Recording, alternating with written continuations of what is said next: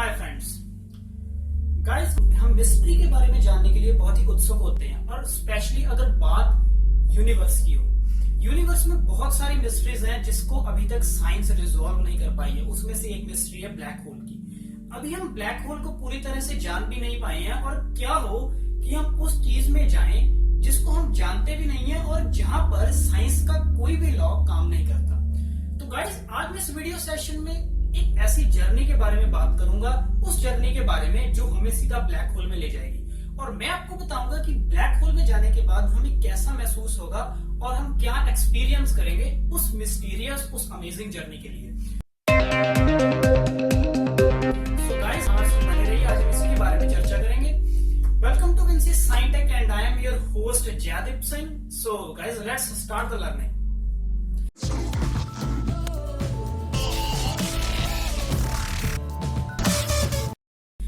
First of all black hole जैसी चीज को, इतनी मिस्टीरियस चीज को समझने के लिए हमें समझना होगा कि ब्लैक होल बना किस चीज का होता है या ब्लैक होल को बनने के लिए कौन सी कंडीशन फुलफिल होनी जरूरी है। ब्लैक होल एक वो चीज है जो इतना ज्यादा डेंस मटेरियल है, मतलब इतनी ज्यादा चीजें बहुत ही छोटे वॉल्यूम में आ चुकी हैं, बहुत ही ज्यादा मास बहुत ही छोटे वॉल्यूम में कंडेंस हो चुका है, जिसकी वजह से उसकी डेंसिटी अप्रोक्सीमेटली इनफाइनाइट होती है। अब इतनी ज्यादा डेंसिटी में होता है ताकि उसका ग्रेविटेशनल पुल इतना बढ़ जाता है कि उसमें से लाइट भी एस्केप नहीं कर सकती। अब गाइस क्या आप जानते हैं कि हमारे पास आसपास जितनी भी चीजें पड़ी हुई हैं वो सभी एक ब्लैक होल बना सकती हैं। हमारा कैमरा, आपकी बुक्स, आपके mobile phones, tubelights, doors, everything has to be a black hole. But उन चीजों को ब्लैक होल बनने के लिए एक कंडीशन का फुलफिल होना जरूरी है।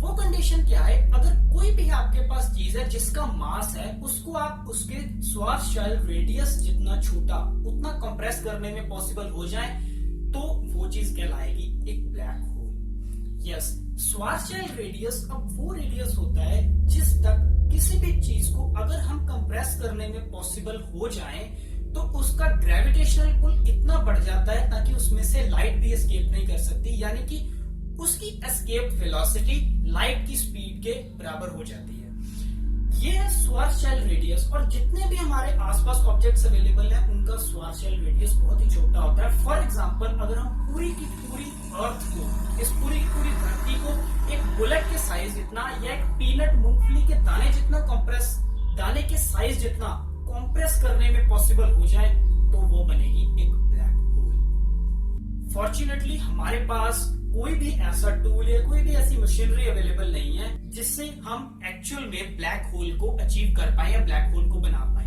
बट हमारी मिल्की वे गैलेक्सी के बीच में एक बहुत ही बड़ा ब्लैक होल प्रेजेंट है जो हमारे से बहुत ज्यादा लाइट ईयर्स दूर है। बट अब मैं आपको बताऊंगा कि ब्लैक होल में जाते समय उसकी जर्नी में हमें कैसा फील होगा। गाइस ये बहुत ही अमेजिंग जर्नी है, तो हमारे साथ बने रहिए। मैं आपको बताता हूँ कि क्या आप एक्सपीरियंस करोगे उस जर्नी के लिए जहां पर कोई भी साइंस का लॉ काम नहीं करता। फर्स्ट ऑफ ऑल मान लीजिए कि मेरे जैसा एक इंसान या मेरे जैसा कोई भी अंतरिक्ष यात्री है, वो ब्लैक होल की तरफ जा रहा है। सबसे पहले वो ब्लैक होल की तरफ जाता जाएगा, उसे नॉर्मल एक्सपीरियंस होगा जैसा कि एक नॉर्मल इंसान स्पेस में जाके फील करता है। जैसे जैसे वो ब्लैक होल के करीब जाएगा वो एक ऐसे एरिया में एंटर करेगा जिसे कहा जाता है फोटोन स्फीयर। फोटोन स्फीयर एक ऐसा एनुलर घेरा है जहां पर अगर कोई भी इंसान चला जाए, एक वहां तक पहुंच जाए, तो वहां से वापस आना ऑलमोस्ट इम्पॉसिबल हो जाता है, क्योंकि वो एक ऐसा पॉइंट है ब्लैक होल की ग्रेविटी के बीच में जहां से लाइट भी एक बार आ जाए तो एस्केप नहीं कर सकती, बट साइमल्टेनियसली लाइट वहां से बाहर भी नहीं जा सकती प्लस उसके अंदर भी नहीं जा सकती।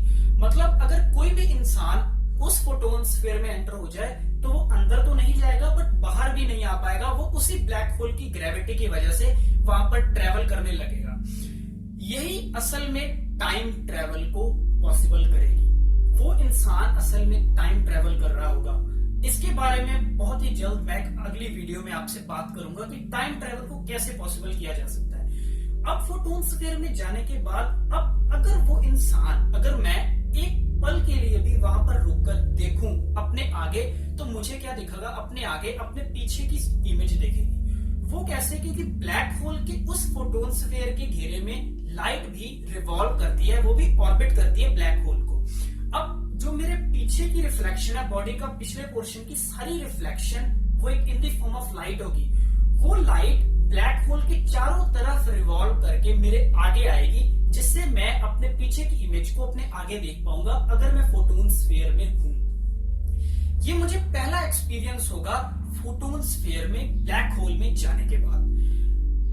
अब ब्लैक होल की ग्रेविटेशनल पुल इतना ज्यादा है कि मैं आहिस्ता आहिस्ता उसमें अंदर जाता जाऊंगा ब्लैक होल में। जब मैं फोटोन स्फीयर के आगे मूव ऑन करूंगा, उसके बाद मैं जिस एरिया में एंटर करूंगा, that is known as event horizon. Event horizon black hole का एक वो एनुलर रिंग है, एक आपसे बात करूं तो वो एक स्फेरिकल घेरा है जो इतना स्ट्रॉन्ग है, जहां पर उसका पुल अप्रोक्सीमेटली मैक्सिमम होता है। इतना पुल, मतलब वो एक इवेंट होराइजन, एक अगर मैं आपसे बात करूं तो ब्लैक होल का जो इवेंट होराइजन है वो एक ऐसा एनुलर रिंग है जहां पर कोई भी चीज एक बार अंदर चली जाए तो उसका बाहर आना इम्पॉसिबल है। एक बार इवेंट होराइजन में कोई भी चीज चले गई, चाहे वो लाइट हो, चाहे वो कोई भी इंसान हो या कोई भी मैटर एग्जिस्ट करता हो, वो बाहर नहीं आ पाएगा due to its own gravitational pull. उस इवेंट होराइजन में एंटर करने के बाद किसी बाहरले के लिए, अगर कोई बंदा हमें बाहर खड़े होकर देख रहा है तो उसके लिए एक्सपीरियंस कैसा होगा? वो हमें सीधा जाते हुए नहीं देखेगा कि हम सीधा ब्लैक होल में धंसते चले जा रहे हैं और एकदम अंदर चले गए। उसको हम बहुत ही आहिस्ता आहिस्ता आहिस्ता आहिस्ता, जैसे जैसे हम ब्लैक होल के नजदीक जाते जाएंगे, जो बाहर खड़ा ऑब्जर्वर होगा वो देखेगा कि आप और स्लो होते जा रहे हो, आपकी बहुत ही स्पीड, आपका टाइम स्लो होते जा रहा है, कि वो आप जैसे जैसे इवेंट होराइजन को अप्रोच करोगे आप इनविजिबल ही हो जाओगे। मतलब ये अल्टीमेटली टाइम ट्रेवल का प्रिंसिपल काम करती है। अब इवेंट होराइजन में जाने के बाद मुझे कैसा एक्सपीरियंस होगा?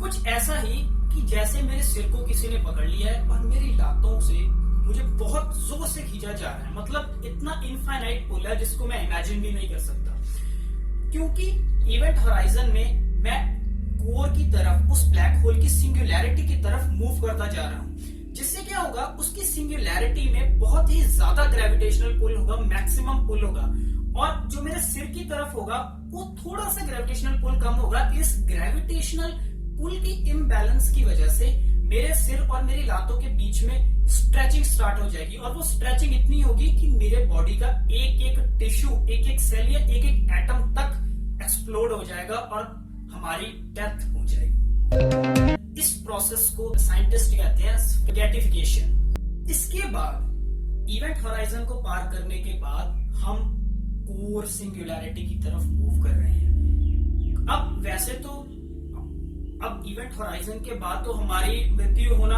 ऑलमोस्ट कंफर्म है। बाय चांस अगर हम बच जाते हैं किसी तरह से उस इवेंट होराइजन के इतने बड़े जाल से, इतनी बड़ी ग्रेविटेशनल पुल से, तो हम किसकी तरफ मूव ऑन कर रहे हैं? सिंगुलैरिटी की तरफ, उस कोर की तरफ जिसकी डेंसिटी इनफाइनाइट है, जिसकी डेंसिटी थ्योरेटिकली इनफाइनाइट है। उस कोर की तरफ हम जैसे जैसे मूव करते जाएंगे तो वहां पर जितना भी मैटर अभी तक ब्लैक होल में समाया हुआ है, ब्लैक होल के अंदर गया है, वो सभी उसकी ऑर्बिटिंग कर रहा होगा, और वहां पर जाते ही हमारा मरना तय है, क्योंकि कोई ना कोई ऐसे रॉक, कोई ना कोई ऐसा मैटर हमसे बहुत तेजी से टकराएगा जिससे हमारा जीवन खत्म हो जाएगा। But that is not the case, that is not the end actually. हमें नहीं पता कि ब्लैक होल की कोर की तरफ जाने के बाद क्या होगा। हम अभी तक इवेंट होराइजन तक ही एक्सप्लोर कर पाए हैं, और वो भी हमारे साइंटिस्ट स्टीफन हॉकिंग की वजह से, क्योंकि उन्होंने यही बताया है कि ब्लैक होल की जर्नी में हमें किन चीजों का सामना करना पड़ेगा। But guys, what's the next? What's next? अब सिंगुलैरिटी की तरफ जाते हुए हम उस कोर की तरफ पहुंच रहे हैं जहां पर साइंस के सारे लॉज वायोलेट करते हैं। यानी कि पॉसिबल है कि हम एक ऐसी दुनिया में एंटर करें या एक ऐसे पैरेलल यूनिवर्स में एंटर करें जो आज से पहले हमने कभी ना देखा ना सुना हो। पॉसिबल है कि उस सिंगुलैरिटी की तरफ उसके ऑपोजिट एक दूसरा वर्म होल हो, एक व्हाइट होल हो, जो चीजें ब्लैक होल में जा रही हैं, शायद वो किसी अगले यूनिवर्स में बाहर निकल रही हो थ्रू सम व्हाइट होल्स। अब ये वर्म होल बहुत इंटरेस्टिंग थिंग है। वर्म होल में होता क्या है कि ये एक ऐसे टाइम और स्पेस में एक ऐसा पैसेज है जो आपको एक यूनिवर्स से दूसरे यूनिवर्स में ट्रेवल करवा सकता है लाइट की स्पीड से भी fast, but without violating the science laws. This is the theory given by the scientist Albert Einstein. इसके बारे में मैं आपसे बात करूंगा एक अलग वीडियो में। अगर आपको चाहिए होगी तो आप मुझे जरूर बताइएगा वर्म होल के ऊपर। मैं आपको बहुत ही डिटेल में समझाऊंगा कि वर्म होल की थियरी कैसे काम करती है without violating any science laws. अब हम कोर की तरफ जाते हुए हम अगली दुनिया में पहुंच गए। अब हमें नहीं पता, साइंस भी वहां पर हमें जवाब दे रही है, कहती भाई साहब हमें नहीं पता कि आगे क्या होगा और क्या होने की संभावना है, बिकॉज अभी तक कोई भी इंसान या कोई भी साइंटिस्ट प्रूफ नहीं कर पाया है कि ब्लैक होल में असल में है क्या। गाइस ये थी वो जर्नी जो मिस्टीरियस ब्लैक होल में जाने के बाद हमें करनी होगी। सो गाइस आई होप आपको हमारा वीडियो इस ब्लैक होल के बारे में अच्छा लगा होगा। गाइस प्लीज लाइक कीजिएगा इस वीडियो को एंड सब्सक्राइब करना मत भूलिएगा, बिकॉज हम आपके लिए ऐसे ही साइंस के ऊपर या ऐसी मिस्टीरियस थिंग्स के ऊपर वीडियोस लाते रहते हैं। और अगर तो आपने अभी शेयर नहीं किया है तो गाइस प्लीज शेयर कर दीजिए आपके जितने भी सोशल प्रोफाइल्स हैं, सोशल लिंक्स हैं। And finally guys thanks for watching the video.